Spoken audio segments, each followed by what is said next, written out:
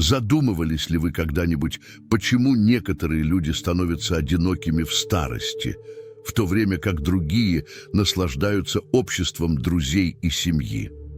Думали ли вы о том, как ваши действия и выборы в молодости могут повлиять на ваше счастье и благополучие в более поздние годы?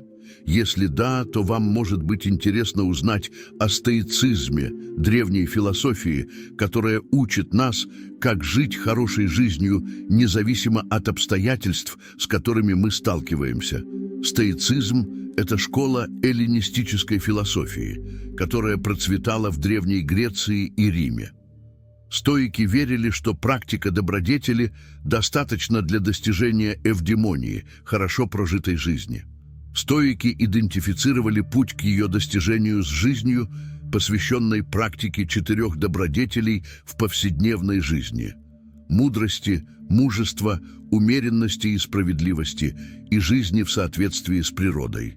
Стоики также считали, что некоторые разрушительные эмоции возникают из-за ошибок суждения, и они верили, что люди должны стремиться поддерживать волю, называемую проэресис, то есть в соответствии с природой. Из-за этого стоики считали, что лучшим показателем философии человека является не то, что он говорит, а то, как он себя ведет. В этом видео мы рассмотрим 7 уроков стоицизма, которые помогут нам понять, почему некоторые люди становятся одинокими в старости и как мы можем избежать этой судьбы, живя мудро и добродетельно. Мы также увидим, как стоицизм может вдохновить нас преодолеть наши негативные эмоции, такие как гнев, страх, зависть и жадность, и развить положительные, такие как благодарность, радость, любовь и сострадание. Мы также узнаем, как стоицизм может помочь нам справиться с вызовами и трудностями, которые неизбежно приносит жизнь, такими как боль, болезнь, утрата и смерть. Мы здесь не для того, чтобы проповедовать или осуждать, а чтобы делиться и учиться. Чтобы показать, что возможно. Мы здесь не для того, чтобы обращать вас в стоицизм, а чтобы пригласить вас изучить его. Мы здесь не для того, чтобы утверждать, что мы совершенны, а чтобы признать, что мы несовершенны. Мы не говорим как эксперты, говорим как соискатели. Мы здесь, чтобы предложить вам перспективу, способ взглянуть на мир и практические проблемы жизни, который был испытан и доказан одними из величайших умов и душ в истории. Мы здесь, чтобы предложить вам стоицизм. Урок 1. Люди становятся одинокими в старости, потому что в молодости они не культивируют значимые отношения. Одним из самых важных аспектов человеческой жизни является наша социальная природа. Мы не предназначены жить в одиночку, а жить в сообществах, формировать узы дружбы, любви и взаимной поддержки. Как писал стоический философ Сенека, никто не может жить счастливо, если заботится только о себе и превращает все в вопрос собственной пользы. Если хочешь жить для себя, надо жить для ближнего. Однако многие люди в молодости пренебрегают этим аспектом жизни и вместо этого сосредотачиваются на достижении богатства, славы, власти, удовольствия или других внешних вещей, которые, по их мнению, сделают их счастливыми. Они не вкладывают время и энергию в построение и поддержание значимых отношений с другими, а используют их как средство для достижения своих целей или полностью игнорируют их. Они не заботятся о качестве своих отношений, а только о количестве. Они не ищут истинных друзей, а только знакомых, последователей, фанатов или поклонников. Они не любят других за то, кто они есть, а только за то, что они могут получить от них или как они могут их впечатлить. В результате, когда они стареют, они оказываются изолированными и одинокими, без кого-либо, с кем можно поделиться радостями и печалями, надеждами и страхами, успехами и неудачами. Они слишком поздно осознают, что потратили свою жизнь на погоню за тенями и упустили истинные сокровища жизни, узы привязанности и доверия, которые объединяют нас с нашими собратьями. Как сказал стоический философ Эпиктет, каков плод этих доктрин? Только самый прекрасный и правильный урожай по-настоящему образованных людей – спокойствие, бесстрашие и свобода. Мы не должны доверять массам, которые говорят, что только свободные могут быть образованными, а скорее любителям мудрости, которые говорят, что только образованные свободны. Урок стоицизма ясен. Если мы хотим избежать одиночества в старости, мы должны культивировать значимые отношения в молодости. Мы должны искать и ценить настоящих друзей, которые будут с нами в хорошие и плохие времена, которые будут бросать нам вызов и поддерживать нас, которые будут разделять наши ценности и цели, которые будут любить нас и уважать нас. Мы должны любить других не за то, что они могут сделать для нас, а за то, что мы можем сделать для них, не за то, как они заставляют нас чувствовать, а за то, как мы заставляем их чувствовать. Мы должны жить не только для себя, но и для наших соседей, для нашего сообщества, для человечества. Урок второй. Люди становятся одинокими в старости, потому что в молодости они не развивают чувство цели. Еще один важный аспект человеческой жизни – наша рациональная природа. Мы не просто животные, ведомые инстинктами и импульсами, а существа, способные на разум, размышления и выбор. Мы не удовлетворены просто выживанием, мы стремимся процветать, расти, создавать, вносить вклад. Мы не довольствуемся просто существованием, мы стремимся жить, иметь смысл, цель, направление. Однако многие люди в молодости не обращают внимания на этот аспект жизни и вместо этого плывут по течению без ясного видения или плана, без ощущения, что они делают и зачем они это делают.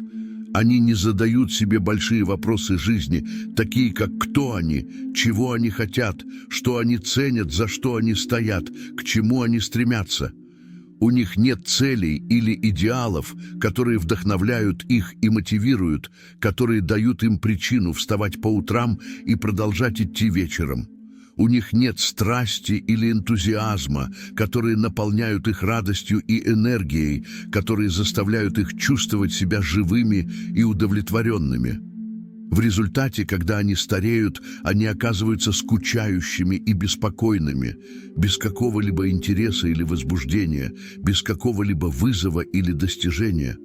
Они слишком поздно осознают, что потратили свою жизнь, следуя за толпой или трендами, или ожиданиями других, и что они никогда не открыли или не преследовали свой собственный истинный призыв. Как писал стоический философ Марк Аврелий, «Не действуй так, будто у тебя есть 10 тысяч лет на жизнь. Неизбежное висит над твоей головой. Пока у тебя есть жизнь, пока ты еще можешь, сделай себя хорошим». Урок стоицизма ясен. Если мы хотим избежать скуки в старости, мы должны развивать чувство цели в молодости. Мы должны найти и следовать своему собственному пути, своей миссии, своей судьбе. Мы должны иметь ясное и последовательное видение того, чего мы хотим достичь и как мы хотим жить, и приводить в соответствие с этим свои мысли, слова и действия. Мы должны иметь страсть и энтузиазм, которые движут нами и направляют нас, которые делают нас счастливыми и продуктивными, которые делают нас хорошими и благородными. Расширяя эту идею, важно признать, что нахождение цели – это не одноразовое событие, а скорее продолжающееся путешествие на протяжении всей жизни. Хотя важно начать рано в культивировании чувства цели, никогда не поздно начать. Даже в старости люди могут открывать новые страсти, начинать новые пути и переосмысливать свое чувство цели. Это подчеркивает динамическую природу цели, которая эволюционирует по мере того, как мы растем, учимся и переживаем жизнь. Кроме того, цель глубоко переплетается с личными ценностями и убеждениями. Понимание того, что действительно важно для нас, и приведение наших действий в соответствие с этими ценностями может значительно усилить наше чувство цели. Этот процесс включает в себя самоанализ, самопознание и готовность бросить вызов общественным нормам и ожиданиям. Оставаясь верными себе и живя аутентично, мы культивируем более глубокое чувство удовлетворенности и удовлетворения в жизни. Более того, цель часто возникает из значимых связей и отношений с другими. Участие в актах доброты, эмпатии и сострадания не только обогащает нашу жизнь, но и укрепляет наше чувство цели. Будь то через волонтерство, наставничество или просто поддержку близких, мы вносим вклад во что-то большее, чем мы сами, способствуя чувству принадлежности и значимости. Также важно признать, что на пути к цели неизбежны неудачи и вызовы.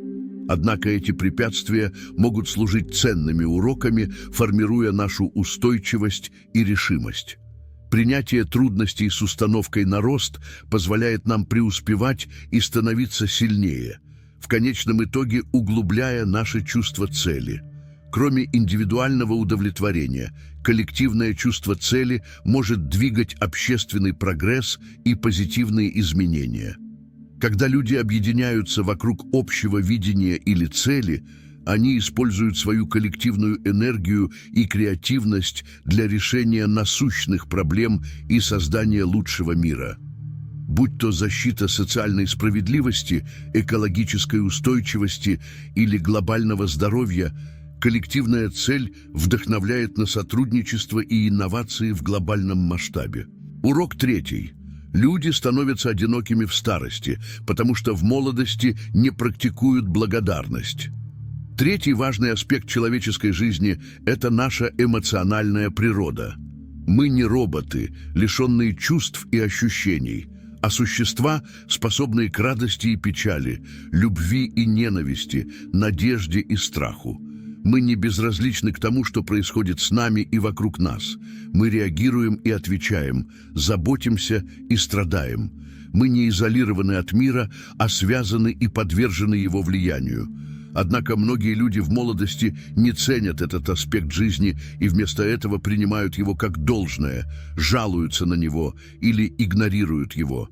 Они не признают и не осознают многие благословения и дары, которые у них есть, такие как здоровье, семья, друзья, таланты, возможности, свобода. Они не выражают и не показывают свою благодарность тем, кто помогал им, поддерживал их, учил их, любил их. Они не наслаждаются и не празднуют настоящий момент, красоту природы, простые радости жизни. Они не сосредотачиваются на том, что у них есть, а на том, чего им не хватает, что они хотят, чему завидуют. В результате, когда они стареют, они обнаруживают, что несчастны и неудовлетворены, без какого-либо удовлетворения или мира, без радости или благодарности. Они осознают слишком поздно, что потратили свою жизнь на погоню за все большим, и что никогда не были по-настоящему благодарны за то, что у них было. Как сказал стоический философ Эпиктет, «Мудр тот, кто не горюет по поводу того, чего у него нет, но радуется тому, что у него есть». Урок стоиков ясен. Если мы хотим избежать несчастья в старости, мы должны практиковать благодарность в молодости. Мы должны признать и осознать многие хорошие вещи, которые у нас есть, и благодарить и восхвалять тех, кто их нам дал. Мы должны выражать и показывать нашу благодарность и признательность людям, которые важны для нас, и миру, который нас поддерживает. Мы должны наслаждаться и праздновать настоящий момент, красоту природы, простые радости жизни. Мы должны сосредотачиваться на том, что у нас есть, а не на том, чего нам не хватает, на том, что мы достигли, а не на том, что мы упустили. Расширяя эту идею, стоит отметить, что культивирование благодарности – это не просто пассивное принятие, а активное взаимодействие с жизнью. Это требует от нас смены перспективы с дефицита на изобилие, с негатива на позитив. Это значит смотреть за пределы наших немедленных желаний и признавать ценность обыденного, тех повседневных чудес, которые мы часто упускаем. Благодарность превращает то, что у нас есть, в достаток и даже больше.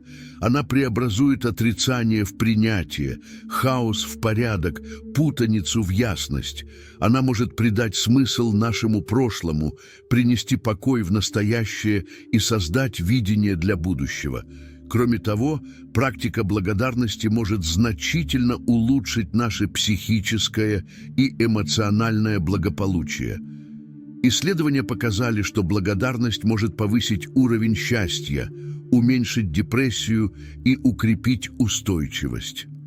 Благодарность помогает нам наслаждаться хорошими моментами, улучшать здоровье, справляться с трудностями и строить крепкие отношения. Это не только про то, чтобы говорить «спасибо», но и про глубокое чувство признательности к самой жизни и выражение этой признательности в наших мыслях, словах и действиях. Благодарность также укрепляет социальные связи и усиливает сообщество. Когда мы выражаем благодарность другим, мы признаем их ценность и вклад, что в свою очередь усиливает их чувство принадлежности и самоуважения. Благодарность создает положительный цикл доброты и щедрости, так как она побуждает как дарителя, так и получателя к просоциальному поведению. В мире, который часто подчеркивает конкуренцию и сравнение, благодарность напоминает нам о важности связи и сотрудничества. Практика благодарности также включает признание мимолетности жизни и неизбежности перемен. Это осознание может побудить нас жить более полно в настоящем, ценить людей и опыт, которые входят в нашу жизнь, и отпускать их с достоинством, когда приходит время.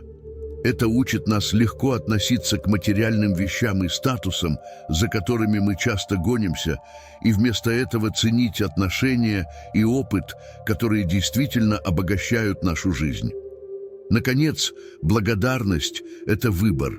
Способ смотреть на мир, доступный каждому, независимо от обстоятельств. Это практика, которую можно развивать через простые ежедневные ритуалы, такие как ведение дневника благодарности, размышления о позитивных аспектах нашего дня или выражение благодарности кому-то через сообщение или жест. Делая благодарность регулярной практикой, мы ткем ткань признательности, которая может поддерживать нас через жизненные испытания. Урок 4. Люди становятся одинокими в старости, потому что в молодости не практикуют самообладание. 4. важный аспект человеческой жизни – это наша физическая природа. Мы не нематериальные духи, оторванные от мира, а существа с телами, чувствами и желаниями. Мы не безразличны к удовольствию и боли, мы ищем первое и избегаем второго. Мы не свободны от потребностей и желаний, но зависим от различных товаров и услуг для нашего выживания и благополучия. Однако многие люди в молодости не уважают этот аспект жизни и вместо этого злоупотребляют им, пренебрегают им или чрезмерно предаются ему. Они не практикуют самообладание, умеренность или дисциплину, но поддаются своим импульсам, страстям и зависимостям. Они не заботятся о последствиях своих действий, а только о немедленном удовлетворении. Они не балансируют свои физические потребности и желания с рациональными и моральными, но позволяют первым доминировать над последними. Они не используют свои тела как инструменты добродетели, но как источники порока. В результате, когда они стареют, они оказываются нездоровыми и несчастными, без какой-либо силы или жизненной энергии, без красоты или грации. Они осознают слишком поздно, что потратили свои жизни, вредя своим телам, и что никогда не наслаждались истинными удовольствиями жизни, удовольствиями ума, сердца и души. Как сказал стоический философ Мусони Руф, человек, который свободен в теле, но связан в душе, является рабом. Но с другой стороны, человек, который связан в теле, но свободен в душе, по-настоящему свободен. Урок стоиков ясен. Если мы хотим избежать нездоровья в старости, мы должны практиковать самообладание в молодости. Мы должны регулировать свои желания, аппетиты и страсти и не позволять им контролировать нас. Мы должны заботиться о последствиях наших действий, а не только о немедленном удовлетворении. Мы должны балансировать наши физические потребности и желания с нашими рациональными и моральными потребностями и не позволять первым доминировать над вторыми. Мы должны использовать наши тела как инструменты добродетели, а не как источники порока. Чтобы глубже понять это, важно осознать, что самообладание – это не просто отказ от удовольствий, а выбор высших, более удовлетворяющих удовольствий вместо низших, мимолетных. Это о признании ценности долгосрочного удовлетворения над краткосрочным наслаждением. Это требует мудрости, дальновидности и способности откладывать удовлетворение. Это включает в себя понимание истинной природы удовольствия и счастья и развлечения желаний, которые ведут к подлинному удовлетворению, и тех, которые приводят к сожалениям и страданиям. Практика самообладания также включает в себя развитие привычек и рутин, которые поддерживают здоровый образ жизни. Это включает регулярные физические упражнения, сбалансированное питание, достаточный сон и практики осознанности, которые помогают управлять стрессом и эмоциями.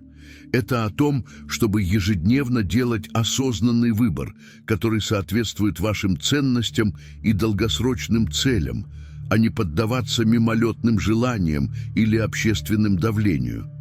Более того, самообладание фундаментально связано со свободой. Когда нам не хватает самообладания, мы становимся рабами своих желаний и внешних обстоятельств. Мы подвержены капризам наших влечений, не способные преследовать свои истинные цели и стремления.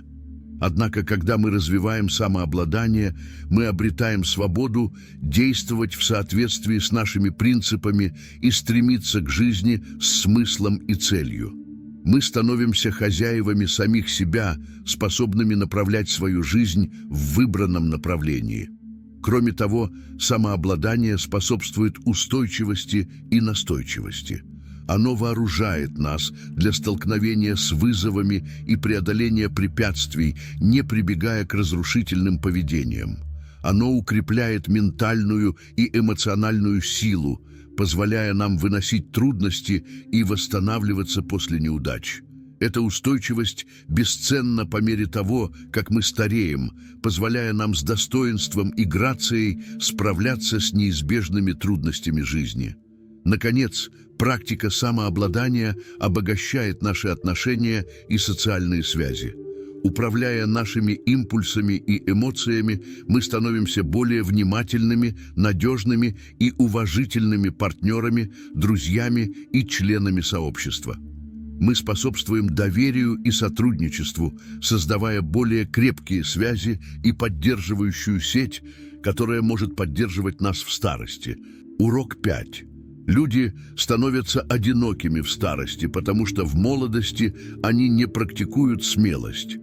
Изучение человеческой экзистенциальной природы раскрывает глубокую истину о прохождении жизни и сущности человеческой хрупкости. Признание себя конечными и смертными существами подчиняет нас неумолимым реалиям изменений, неопределенности и неизбежности смерти. Это признание, хотя и кажется пугающим, предоставляет холст, на котором можно нарисовать добродетели смелости, храбрости и устойчивости. Тем не менее, это холст, который многие, особенно в молодости, предпочитают игнорировать или скрывать, выбирая вместо этого фасад неуязвимости и вечной молодости. В яркости молодости, когда мир кажется обширным, а возможности кажутся бесконечными, концепция смертности часто таится в тени, непризнанная. Это критический период, когда должны быть посеяны семена смелости, однако многие люди выбирают другой путь. Они выбирают отрицание вместо принятия, страх вместо храбрости и избегание вместо конфронтации. Это не только о физических вызовах или смелых поступках, но и о эмоциональной и психологической сферах. Это о готовности столкнуться с личными неудачами, о взаимодействии с дискомфортом роста и о стоянии стойко перед лицом неизбежной непредсказуемости жизни. Это избегание, отказ от взаимодействия с трудными аспектами жизни создает прецедент для будущего подхода к трудностям. Вызовы, изменения и потери не являются аномалиями, а неотъемлемыми компонентами человеческого опыта. Они формируют наш характер, проверяют наши ценности и предлагают возможности для глубокого роста. Однако, когда эти вызовы встречаются с сопротивлением или отрицанием, люди лишают себя необходимых для развития опыта. Они культивируют мышление, которое уклоняется от трудностей, а не взаимодействует с ними. Такое мышление со временем укореняется и становится трудным для изменения. По мере того, как люди стареют, последствия жизни в тени избегания становятся явно очевидными. Иллюзия контроля исчезает, раскрывая истину о нашей уязвимости и ограничениях нашей власти. Для тех, кто не практиковал смелость, это откровение часто сопровождается страхом и тревогой. Уверенность и безопасность, которые приходят от столкновения и преодоления жизненных испытаний, отсутствуют, замененные сожалением и чувством неудовлетворенности. Они оглядываются на жизнь, отмеченную тем, что было избегнуто, а не тем, что было принято, осознавая слишком поздно ценность уроков, которых они избегали. Инсайт Сенеки о том, что трудности жизненных испытаний усугубляются нашим нежеланием их сталкивать, подчеркивает универсальную истину. Акт смелости, вовлеченности в неопределенности и невзгоды жизни сам по себе является механизмом для уменьшения их кажущейся непреодолимости. Смелость, таким образом, не просто добродетель, которой следует восхищаться, а практическая стратегия для жизни. Она вооружает нас устойчивостью перед лицом изменений и потерь, силой принять нашу уязвимость и мудростью признать наши ограничения. Стоический призыв жить в гармонии с природой и судьбой – это призыв к принятию. Это приглашение признать естественный поток жизни со всеми ее приливами и отливами, радостями и печалями. Это принятие не означает пассивность, а активное участие в жизни такой, какая она есть, а не такой, какой мы хотим ее видеть. Это побуждает нас сталкиваться с вызовами, с чувством цели и подходить к изменениям и потерям с духом открытости и любопытства. Такой образ жизни способствует глубокому чувству мира и удовлетворенности, качествам, которые служат бастионом против страха и тревоги, часто сопровождающих старость. В сущности, практика смелости – это жизненный путь, который начинается в молодости, но не заканчивается там. Это непрерывный процесс столкновения с жизненными вызовами, принятия ее изменений и учения из ее потерь. Он включает в себя непреклонную приверженность росту, самоисследованию и культивированию устойчивости. Практикуя смелость, мы не только готовимся к неизбежностям старости, но и обогащаем свою жизнь глубиной, смыслом и связью. Это антидот от одиночества, состояние, которое не просто о физическом одиночестве, а о экзистенциальной изоляции, возникающей от неучастия в жизни. Урок 6. Люди становятся одинокими в старости, потому что в молодости они не практикуют мудрость. 6. важный аспект человеческой жизни – это наша интеллектуальная природа. Мы не невежественные существа, не осознающие мир и самих себя, а существа с знаниями, пониманием и проницательностью. Мы не иррациональные существа, движимые эмоциями и предрассудками, а существа с логикой, разумом и суждением. Мы не догматичные существа, цепляющиеся за фиксированные и ложные убеждения, а существа с любопытством, исследованием и обучением. Однако многие люди в молодости не развивают этот аспект жизни, а вместо этого пренебрегают им, злоупотребляют им или используют его неправильно. Они не практикуют мудрость, благоразумие или рассудительность, а попадают в глупость, неосмотрительность или ошибку. Они не стремятся к истине, добру и красоте, а довольствуются ложью, злом и уродством. Они не учатся на своем опыте, своих ошибках и своих наставниках, а повторяют свои неудачи, свои грехи и свое невежество. Они не используют свой интеллект как инструмент добродетели, а как оружие порока.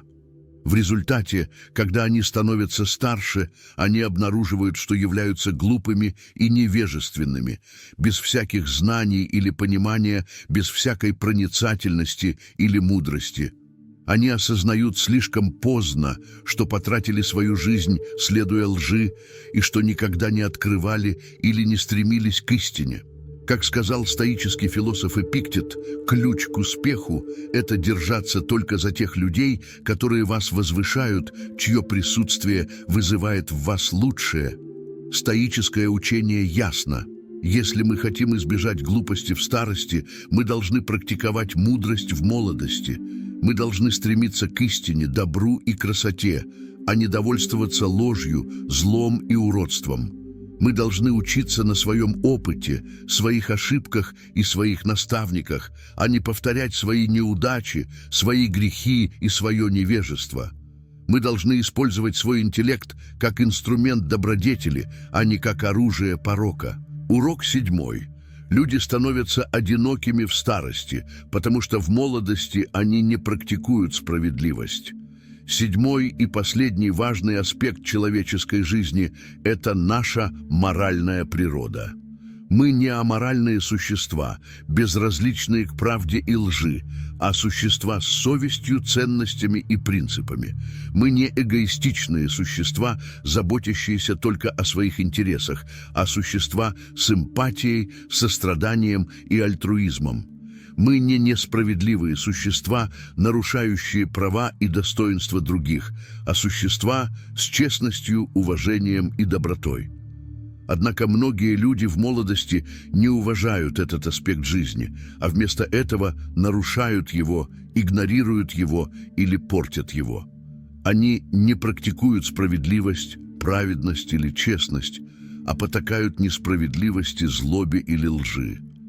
Они не заботятся о благополучии других, а только о своем собственном преимуществе, удовольствии или власти. Они не уважают права и достоинства других, а эксплуатируют, угнетают или вредят им. Они не вносят вклад в общее благо, а вредят ему, пренебрегают им или разрушают его. В результате, когда они становятся старше, они обнаруживают, что чувствуют себя виноватыми и стыдятся, без всякой чести или достоинства, без всякой добродетели или заслуги. Они осознают слишком поздно, что потратили свою жизнь, делая зло, и что никогда не делали или не получали никакого добра.